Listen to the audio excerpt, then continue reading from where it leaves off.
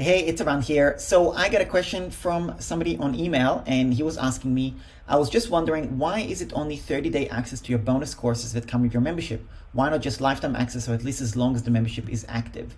So this is in reference to my templates and guides membership, where when you sign up for $99 a year, you get this bonus, which is the Facebook organic mini course, and you get 30 days. You also get 30 days to this one, and you get lifetime access to this one. Now, the question was prompted by this from email that I sent out, because I actually just updated the course on Facebook Organic Mini Course, which is the course on how I got started and built an audience online using strategies in other people's Facebook groups, basically. So this is definitely a great strategy to get customers, and I definitely recommend people to go through that. I do have 2 free blogs that explain this in greater detail, but this course dives even further into it. So this question, I thought it was such a good question. I wanted to record a video to answer that.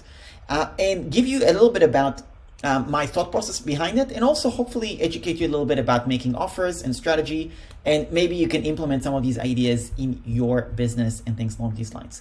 So for context, I have 3 membership tiers at the time of recording. I have a templates and guides membership, which is $99 a year.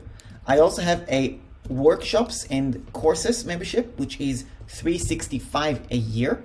And I have a tech support membership, which is $730 a year. So you see here, if you go to around.link/join, you'll see number 1, number 2, and number 3. So first of all, to answer the question, why don't I give lifetime access or as long as the membership is active, is because the membership here is the templates and guides membership.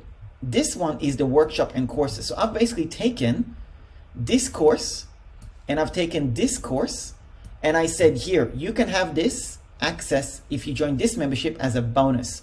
It's just not part of that particular tier. Now, why not?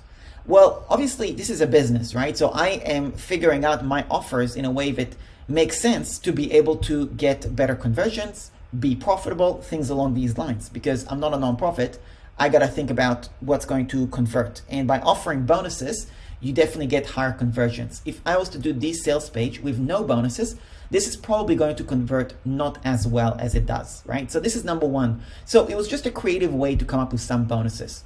Now, why 30 days?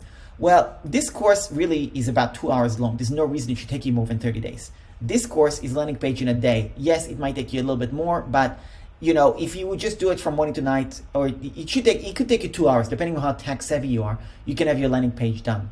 Now, the point is that I don't want to give you access to these 2 courses and just have it open-ended. I want to give you a deadline to actually do the course and implement. So that's why I put a deadline on these as bonuses, basically. So that's kind of my thought process, is number 1, have bonuses. Number 2, give you a taste of the additional membership as well, in case I can get an upgrade. And also number 3 is giving a deadline so people actually go through the courses and actually make use of it as well. You see that I've used this strategy to give limited time access in other offers that I've done, because I want to have a deadline, because people need a deadline to actually study things, basically.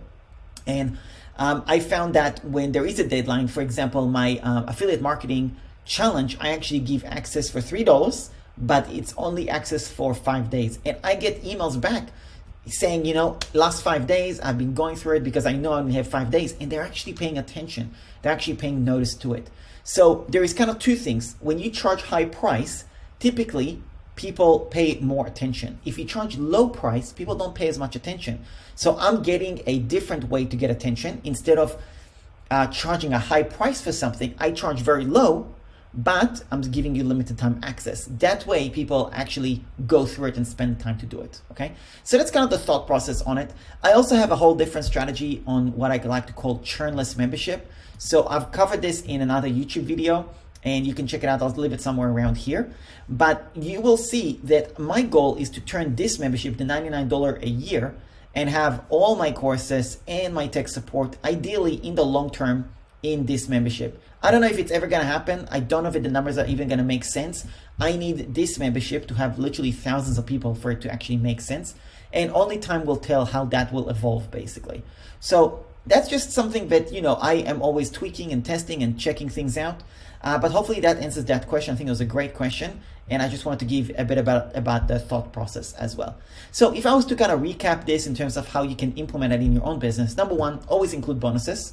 Number two, give people deadline. Figure out how to give people deadline. Okay, even if it's a fake deadline or a made up deadline, it's still a deadline. People do respond to that, and it is important to do that, because otherwise people procrastinate and they don't actually they don't actually study what they paid for. Okay, and number three is also maybe make the bonus in a way, you see the bonuses here, they kind of align with upselling people to the next level of the membership in terms of the tiers as well.